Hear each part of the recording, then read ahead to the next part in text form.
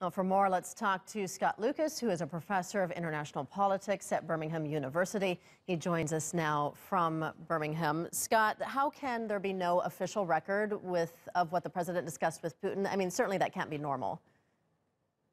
No, it's very abnormal. But of course, let's go back to the G20 summit when the two men met in July 2017 in Germany.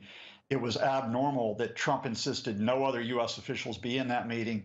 It was just him and Putin and their interpreters. And then to compound that abnormality, Trump, not only on this occasion, but apparently on others, demanded the record from the interpreter, in other words, taking the only available notes, and insisted the interpreter tell no other U.S. official about this conversation.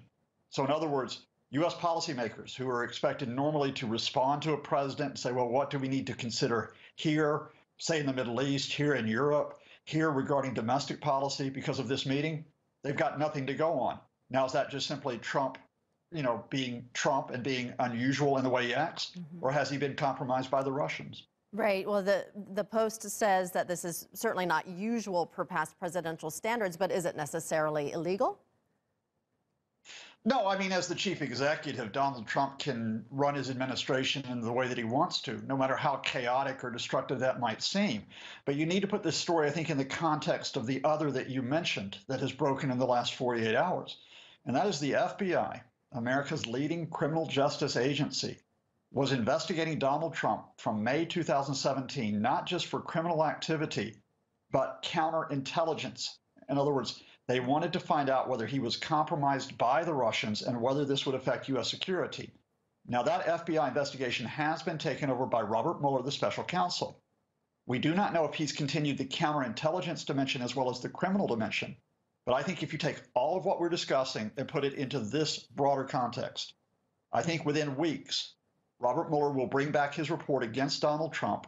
And at that point, Donald Trump may indeed be suspected of having been at least unwittingly a Russian agent. And if that is true, it probably means that he will no longer be American president well before the end of his first term. Well, that sounds very serious if that is indeed the case. Trump, his presidency so far has been immune to all the scandals that have plagued it. But Russia, of course, continues to go on. I mean, really, how serious is this? I don't think it's been immune in the sense that we've always had this chipping away at Trump. And you can see this, the more and more unpredictable he gets, the more and more uncertain he gets, for example, over Middle Eastern policy, including Syria. But what we have are two events that are now converging, I think, in the perfect storm against him. One is the Russia investigation, and the other is this record-setting shutdown that he started, no one else. And if this shutdown, which is now in its 22nd day, continues into a second month and then a third, and you have hundreds of thousands of Americans who are not paid for work and millions who are affected, I think any type of support for Trump erodes, and that makes him even more vulnerable for what might happen on the Trump-Russia side. All right, Scott Lucas, thank you so much for joining us today.